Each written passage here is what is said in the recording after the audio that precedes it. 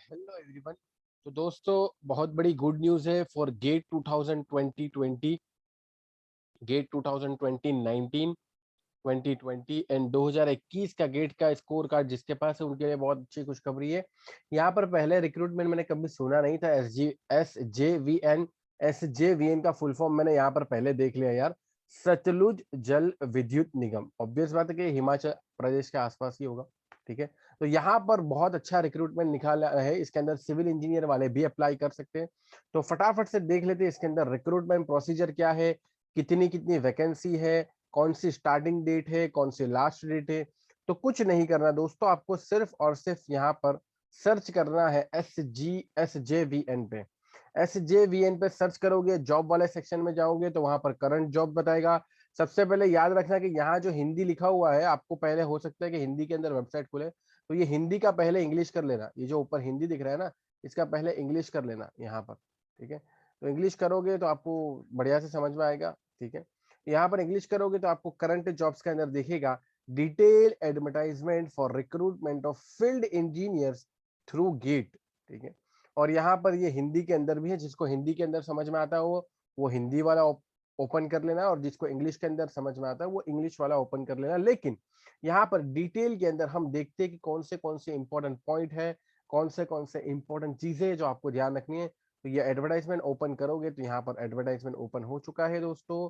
अब इसको हम थोड़ा सा प्लस कर लेते हैं ताकि हमें ध्यान से सभी चीजें सही सही समझ में आ जाए। ठीक है, तो पहले तो इन्होंने SJVN सतलुज जल निगम क्या था, सतलुज जल विद्युत निगम। ठीक है, यानी कि इलेक्ट्रिक वाला है, विद्युत मतलब इलेक्ट्रिक वाला ही होगा। जैसे कि गुजरात का इलेक्ट्रिक बोर्ड आता है वैसे ही ऐसा ही इसका भी हुआ था, होता होगा अपना सतलुज वाला।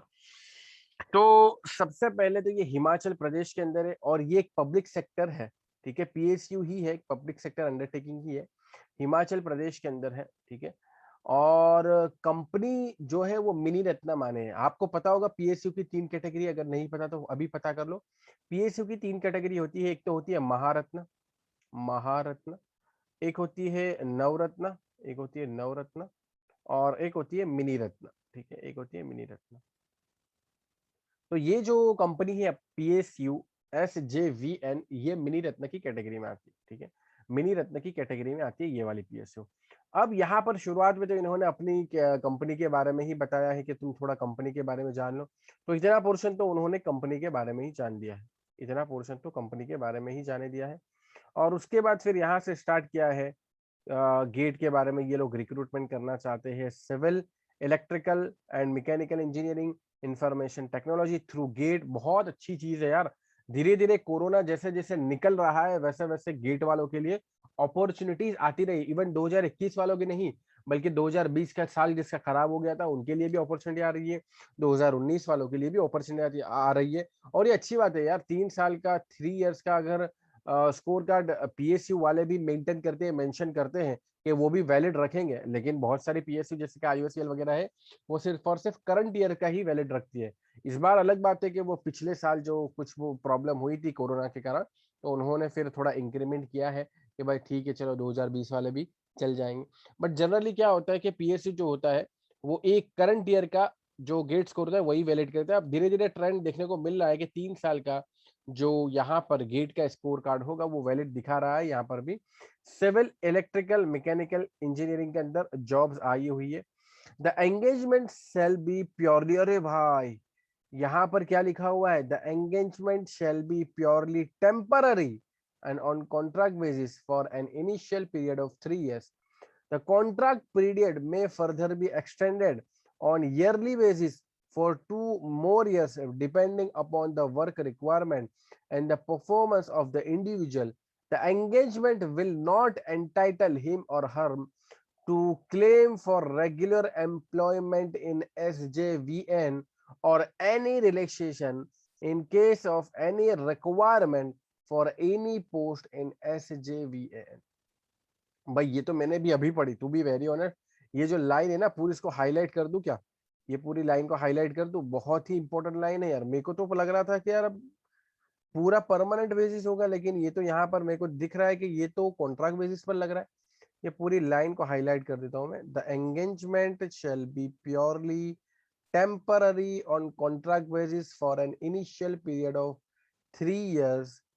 The contract period may further be extended on yearly basis for 2 more years depending upon the work requirement and performance of the individual.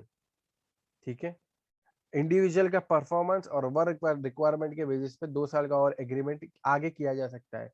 The engagement will not entitle him or her to claim for any regular, दोस्तों, any regular employment in SJVN or any relaxation in case of. तो यार ये तो क्या बात हो गई यार, ऐसा नहीं करना चाहिए जनरली यार. अगर टेम्पररी बेसिस पर रखोगे तो क्या ही फायदा. हाँ, टेम्पररी बेस पर रखोगे, बेचारा के इंसान गेट देकर आया है और टेम्पररी बेसिस पर रखोगे तो क्या ही फायदा. हाँ, लेकिन अगर आपका भी टेम्पररी कुछ विचार हो कि ठीक है थोड़ी देर यहाँ रह लेंगे, बाद में अपना साथ में EAC वगैरह का भी जुगाड़ हो जाएगा, तो जब तक यहाँ है साथ साथ में EAC वगैरह भी करेंगे, या फिर ऐसा जुगाड़ हो गया यार थोड़ा पैसा जमा कर लेते हैं क्योंकि सैलरी अच्छी है और फिर आराम से IIT के अंदर एमटेक करेंगे या NIT मुंबई के अंदर कुछ मैनेजमेंट का करेंगे. अगर ऐसा अप्रोच है तो डेफिनेटली करना चाहिए. मैं बता दिया ना, साथ साथ में अप्रोच भी बता दिया कि कैसे लोगों को अप्लाई करना चाहिए.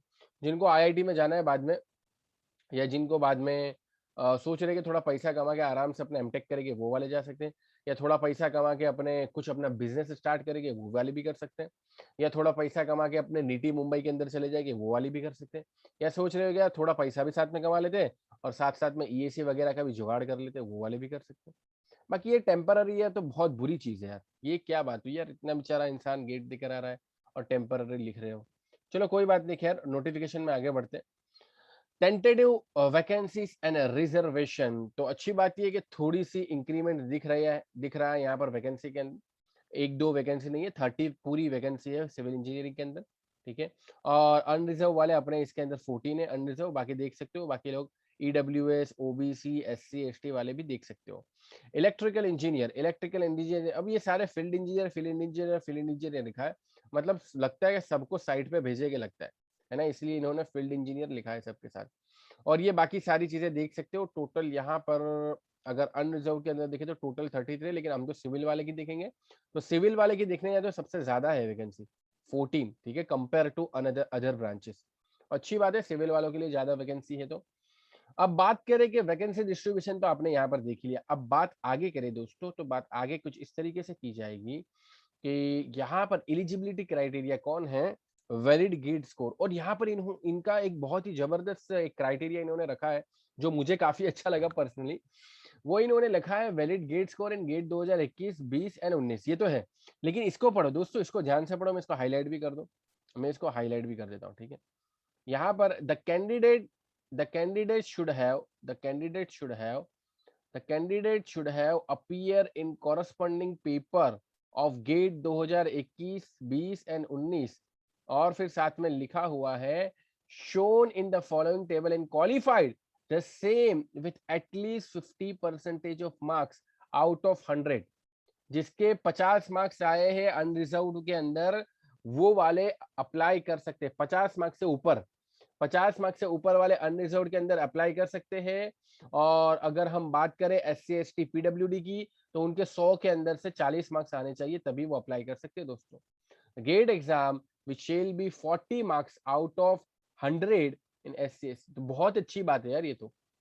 इससे होगा क्या पता है, इससे होगा ये कि जो फालतू के लोग जो एप्लीकेशन भरते जाते हैं ना, जिसके 20-30 मार्क्स आते हैं या जिसके 40 मार्क्स भी आते हैं या जिसके 45 भी आते हैं, वो लोग भी भरते जाते हैं ना, उनका यहाँ पर एप्लीकेशन बोल ही दिया कि भाई भरना ही मत. एटलीस्ट 50% मार्क्स तो होने चाहिए आपके, चाहे आप गेट 2021 दिए हो, चाहे 20 दिए हो, चाहे 2019 दिए हो. सिर्फ और सिर्फ अगर आपके 50 मार्क्स भी आए तो भी आप अप्लाई कर दो. अनरिजर्व कैटेगरी में तो 51 आए तो भी कर दो, और 52 आए तो भी कर दो. और इसी तरीके से अगर आपके 78, 80, 90 आए तो भी आप अप्लाई कर ही सकते हो. ऑब्वियस बात है कि यहाँ पर नीचे मैं बताऊंगा कि इनका डिस्ट्रीब्यूशन कैसा है, सिलेक्शन प्रोसीजर कैसे होने वाला है, वो भी बताऊंगा. लेकिन सबसे अच्छी बात मुझे ये लगी कि अनरिजर्व कैटेगरी के अंदर जिसके ज्यादा 50% मार्क्स हैं, यानी कि 100 में से 50 मार्क्स हैं, उससे ऊपर वाले अप्लाई कर सकते हैं, उसके नीचे वाले अप्लाई नहीं कर सकते. कम से कम 50 तो होने ही चाहिए. ठीक है, और SC ST PWD के लिए 40% मार्क्स होने चाहिए. अब बात करें दोस्तों आगे, तो जैसा कि आपको पता है सिविल के लिए सी कोड होता है, मैकेनिकल के लिए एमई, इलेक्ट्रिकल के लिए ई और इंफॉर्मेशन टेक्नोलॉजी वाले के लिए सीएस कोड होता है, यानी कंप्यूटर साइंस। अब आगे इन्होंने लिखा है अपर एज लिमिट 30 इयर्स होनी चाहिए on closing date of advertisement. Closing date of advertisement पे आपकी अपर एज लिमिट 30 इयर्स होनी चाहिए। जब एडवर्टाइजमेंट क्लोज हो रही है उस डेट, वो क्लोज होने वाली कौन सी डेट है वो भी मैं बताऊंगा, टेंशन मत लो। तो अब यहाँ पर एजुकेशनल क्वालिफिकेशन की बात करें तो एजुकेशनल क्वालिफिकेशन यहाँ पर कुछ इस तरीके से दिया गया है कि आपका फुल टाइम बी या बीटेक कंप्लीट होना चाहिए। ऑब्वियस बात है सभी का हो ही गया होगा, फुल टाइम डिग्री आपकी कंप्लीट होनी चाहिए। 50% aggregate marks for SC ST PWD and 55% marks for others. तो SC ST PWD के लिए यहाँ पर 50% मार्क्स मांगे गए हैं और 55% एग्रीगेट फॉर अदर्स, यानी कि अपने ओबीसी वाले हैं या अपने ईडब्ल्यूएस वाले हैं या अपने ओपन वाले हैं, वो सारे के 55% या 55% मार्क्स आपके चाहिए पूरा आपने जो ईबी किया है या बीटेक किया है उसके अंदर। बात करें दोस्तों आगे, बाकी इलेक्ट्रिकल वाले और मैकेनिकल वाले भी देख लेना, हम तो सिविल वाले हैं, हमको सिविल का ही बताएंगे ज्यादा से ज्यादा। अब यहाँ पर लिखा हुआ है कि फिक्स रिम्यूनरेशन आपको मिलेगा 60,000 का। अच्छा अमाउंट है यार, सिर्फ पर मंथ है ना, पर मंथ फिक्स रिम्यूनरेशन। इनको लिखना है, यहाँ पर कहीं लिखा नहीं है पर मंथ, तो भाई ये पर मंथ का ही अमाउंट है, ठीक है। 60,000 आपको पर मंथ अमाउंट मिल जाएगा, कोई टेंशन वाली बात नहीं है। एडिशनल रिम्यूनरेशन इन्होंने बोला candidate place in Arunachal Pradesh except, ये जो एरिया लिखा है Itanagar and area within 50 kilometres of Itanagar, जो अरुणाचल प्रदेश के अंदर ही कहीं होगा, उनको 100% ऑफ फिक्स रिम्यूनरेशन दिया जाएगा। और फिर बाकी सारी चीजें लिखी हुई है, ये अब तो बाद में जब प्लेस होगी उसके बाद का काम है ये तो, ठीक है। अभी पहले एक बार वो तो हो जाओ, क्या बोलते हैं, एक बार सिलेक्ट हो जाओ, बाकी ये सारी चीजें तो बाद में भी पता कर सकते हो। एक बार सिलेक्ट हो जाओगे बाकी ये सारी चीजें तो ऑटोमेटिक, अगर आपको अरुणाचल प्रदेश पोस्ट करते हैं कि नहीं करते वो भी अलग बात है। बट कहने का ये कि पैसे यहाँ पर अमाउंट जो है वो अपने को 60,000 मिलेंगे पर मंथ, ठीक है। अच्छा अमाउंट है, डिसेंट अमाउंट है, कोई टेंशन वाली बात नहीं है। और अगर बात करें दोस्तों आगे आगे हमारे पास अदर बेनिफिट्स के अंदर है कि ये आपको 5%, 4% और 3% का इंक्रीमेंट दे सकते हैं ऑन द बेसिस ऑफ पर एनएम रेटिंग। पीएआर के बेसिस पर आपको ये रेटिंग मिलेगी, उसके हिसाब से आपको इंक्रीमेंट मिलेगा। और इंक्रीमेंट, और ये सब मेरे हिसाब से बात की चीज है यार, रेटिंग वेटिंग, पहले एक बार इंसान सेलेक्ट हो जाए फिर रेटिंग वेटिंग तो खुद संभाल लेता है वहां पर रिलेशन बना के। और 12 डेज कैजुअल लीव यहाँ पर कंसिडर की जाएगी, 20 डेज सिक लीव, ये सारी बातें आप यहाँ पर पढ़ सकते हो, ठीक है। Shall be covered under employ deposit link, okay, ये सारी चीजें आप पढ़ सकते हो, इसके अंदर कोई बहुत बड़ी बात नहीं है। अब बात करते हैं दोस्तों सिलेक्शन प्रोसेस की, क्योंकि ये सारी बातें जो ऊपर आई वो सिलेक्शन के बाद वाली थी, लेकिन सिलेक्शन कैसा होगा, ठीक है, सिलेक्शन कैसा होगा ये भी तो इंपॉर्टेंट है दोस्तों। तो सिलेक्शन के बारे में इन्होंने कहा है कि सिलेक्शन जो आपका होगा वो on the basis of GATE के ऊपर होगा। गेट 2021, 2020 और 2019 के मार्क्स से होगा, score with which applied, group discussion and personal interview. तो टोटल आपके पास एक तो गेट स्कोर हो गया, गेट स्कोर हो जाएगा आपका, और दूसरा हो जाएगा आपका पर्सनल इंटरव्यू, और जीडीपीआई कुछ होगा तो, ठीक है, group discussion and interview.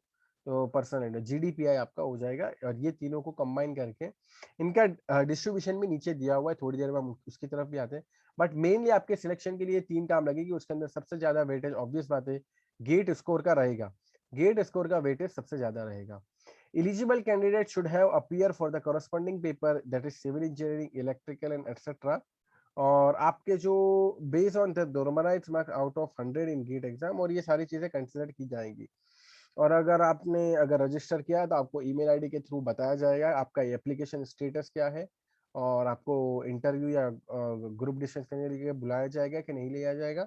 Interview call letter और ग्रुप डिस्कशन वगैरह के लिए जब बुलाया जाएगा तो आपको बताया जाएगा आपकी ईमेल आईडी के थ्रू। लेकिन सबसे इंपॉर्टेंट काम हमारे लिए ये है, यहाँ पर आपको दिख ही रहा होगा कि वेटेज ऑफ डिफरेंट पैरामीटर, जो पैरामीटर्स के ऊपर आपका सिलेक्शन होने वाला है उसके अंदर लिखा हुआ है 75% गेट स्कोर को जाएगा, 10% ग्रुप डिस्कशन को जाएगा, 15% पर्सनल इंटरव्यू को जाएगा। ध्यान से भाई आप अपना जो है वो प्रेजेंटेशन करना, अगर आपके अच्छे मार्क्स है तो डेफिनेटली आपको कॉल आएगा, फिर ग्रुप डिस्कशन और पर्सनल इंटरव्यू में अच्छा करना तो डेफिनेटली सिलेक्शन हो जाएगा। ठीक है, अब आगे बढ़ते हैं। आगे एक दो इंपॉर्टेंट चीज और बाकी है, उसको भी कवर कर लेते हैं, फिर वीडियो को फटाफट से एंड करते हैं। आगे है प्लेसमेंट। तो प्लेसमेंट इन्होंने कहा भाई आपको पूरे इंडिया में कहीं भी भेज सकते हैं, पूरे और अब्रॉड भी भेज सकते हैं। भाई वैसे तो मुझे नहीं लगता अब्रॉड भेजेंगे, लेकिन लिखा हुआ है candidate can be place anywhere in India or abroad in any of the function at project station or office of SJVN, Satluj Jal Vidyut निगम। हाँ, सतलुज जल विद्युत निगम, SJVN। अब बात करते हैं रिलैक्सेशन वगैरह, आप पढ़ लेना यार, रिलैक्सेशन वगैरह आप पढ़ लेना। जम्मू एंड कश्मीर वालों के लिए थोड़े अच्छा कुछ कंसेशन दिया गया है एज के अंदर, वो सारी बात भी आपको दिख सकती है।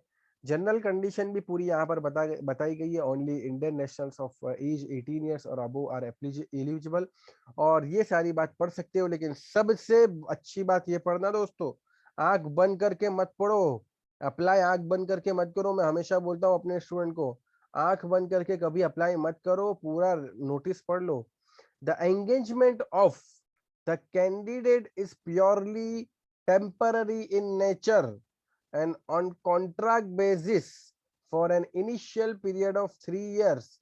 The contract period may further be extended on yearly basis for 2 more years depending upon the work requirement and performance of the candidate. The contractual engagement will automatically terminated on expiry of 36 months, जो कि 3 साल होते हैं। 1 साल के अंदर 12 महीने, 3 साल के अंदर 36 महीने। और एक्सटेंडेड पीरियड किया गया तो 2 साल एक्स्ट्रा लगा लो। For all the mention post candidate should be possess prescribe educational qualification. मतलब बहुत बुरा लगता है यार मुझे, ये लोग जो लिखते हैं ना कॉन्ट्रैक्ट बेसिस पर, मुझे बहुत बुरा लगता है। The contractual engagement will be regulated by companies rules and administrative orders that may be enforced from time to time during the period of engagement.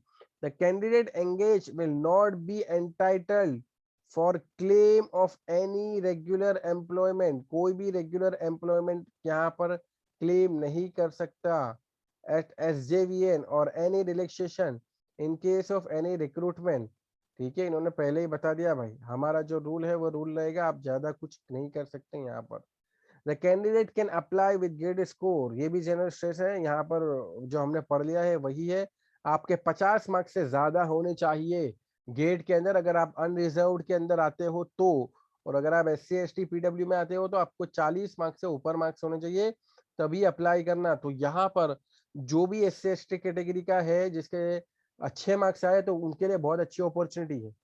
SC ST category के जिसके अच्छे मार्क्स आए उनके लिए अच्छी अपॉर्चुनिटी है।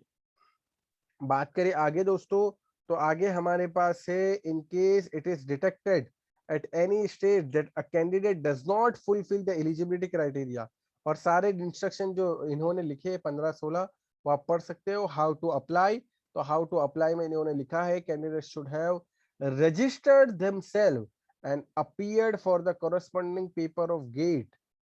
ठीक है, पहले तो गेट में अपीयर होना पड़ेगा, फिर उसके लिए एलिजिबल आपके पास सब कुछ चीज होगी, तो फिर आपको ऑनलाइन एप्लीकेशन करना पड़ेगा। कहाँ पर करना पड़ेगा? करियर सेक्शन के अंदर SJVN वेबसाइट पर। कब से कब तक चालू रहेगा? तो कब से कब तक चालू रहेगा उसके लिए लिखा है कि application window for SJVN shall be open for 28/7/2021 to 17/8/2021। यानी ये वीडियो जब आपको मिलेगी उसके 4 दिन के बाद से ये ओपन होगा, और फिर ऑलमोस्ट आपका 20 डेज के आसपास चलेगा। ठीक है, 20 डेज के आसपास ये रिक्रूटमेंट प्रोसीजर चलेगा, तो ध्यान से देखना। और साथ साथ में ये बात भी कही है कि कैंडिडेट्स के पास वैलिड ईमेल आईडी होनी चाहिए, और साथ साथ में वो ईमेल आईडी का जो भी नंबर है और आपके मोबाइल नंबर है, यूजर आईडी, पासवर्ड, ये सब कुछ during the entire process same ही रहना चाहिए। ऐसा नहीं कि भाई शुरुआत में आपने एप्लीकेशन के टाइम में अलग ईमेल आईडी दे दी और वो सब। अब आप मैच्योर हो ही यार, इतने एप्लीकेशन फॉर्म भरे होगा, आपको पता ही होगा। ठीक है, उसके बाद यहाँ पर फ्री में नहीं है, ये फ्री में कोई भी नहीं है ये, यहाँ पर एप्लीकेशन फीस 600 रुपया लगेगा आपको। ये एक और बुरी बात है, एक तो टेम्पररी रिक्रूटमेंट है, 18% GST। अरे सरकार क्या करेगी यार, 18% GST इसका लगाएंगे, तो अपने जल्दी से फटाफट इसका GST भी कैलकुलेट कर लेते हैं। इसका जीएसटी 600% का होगा, अरे 600 रुपए का होगा, 18% होगा 108 रुपए। मतलब टोटल मेरे को लगता है कि आपको 708 रुपए पेड करने पड़ेंगे। ठीक है, इसका 18% जीएसटी अगर 1600 का देखिए तो ये 108 रुपए होते हैं, 108 रुपए। तो टोटल आपके पास से लूटेंगे 708 रुपए। ठीक है, जो कि नहीं करना चाहिए, इतना महंगा कर दिया है। और अगर मान लो कि किसी का सिलेक्शन नहीं हुआ, मान लो कि तुम फीस है को कोई प्रॉब्लम नहीं है, लेकिन जब अगर आपका नहीं होता तो रिटर्न तो कर दो ना बेचारे को, कि उसको बेचारे का पैसा भी चला गया और रिक्रूटमेंट भी नहीं हो। जिसका रिक्रूटमेंट हुआ उसका रख लो, कोई बात नहीं, उसको आगे सैलरी मिलेगा। बट जिसका रिक्रूटमेंट नहीं हुआ उसका पैसा दे देना चाहिए। यहाँ पर क्लियरली उन्होंने लिखा है कि नॉन रिफंडेबल, पैसा वापस नहीं मिलेगा। ठीक है, तो वो बात भी ध्यान रखना। मैं हमेशा बोलता हूँ रिक्रूटमेंट नोटिस को अच्छे से पढ़ो, इसीलिए मैं यहाँ पर आपको पढ़ के अच्छे से जो इम्पोर्टेंट पॉइंट है वो डिस्कस करवा रहा हूँ। बाकी आप तो होशियार हो ही, आप अच्छे से इसको एक बार जेरोक्स निकाल के अच्छे से पढ़ लेना, अगर आपके पास प्रिंटर है तो। नहीं है तो ऑनलाइन ही ऐसे जूम करके अच्छे से पढ़ लो। Candidate will be required to retain their GATE admit card, अच्छा एडमिट कार्ड भी चाहिए इनको, एंड गेट स्कोर कार्ड भी चाहिए, verification at the time of group discussion, interview, joining in SJVN। ठीक है, SJVN पे जब ज्वाइनिंग करेंगे गेट एडमिट कार्ड भी चाहिए, गेट स्कोर भी चाहिए। और फिर क्या चाहिए भाई, और कुछ भी चाहिए? Candidates should nearly note that SJVN will not in no case be responsible for rejection of application on account of application being incomplete, और सारी चीजें आप देख ही सकते हो।